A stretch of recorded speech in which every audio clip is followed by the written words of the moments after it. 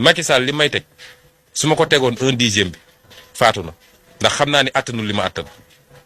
maag moom duñu benn yàlla ma ko may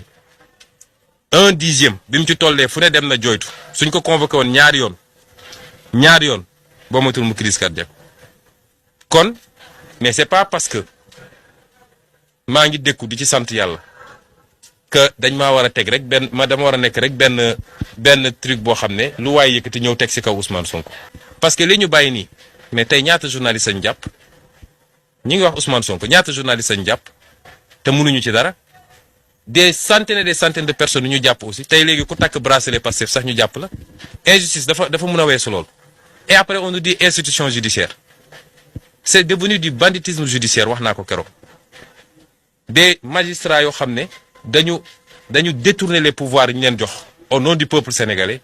di ko utiliser contre le peuple sénégalais et pour servir un pouvoir politique et ça il faut mu dakk fi ñaanuñu yàlla nag mu egg yenn niveau yi parce que gis nga réew nit ñi dañoo xamul sax li ñuy fooyee jamono ji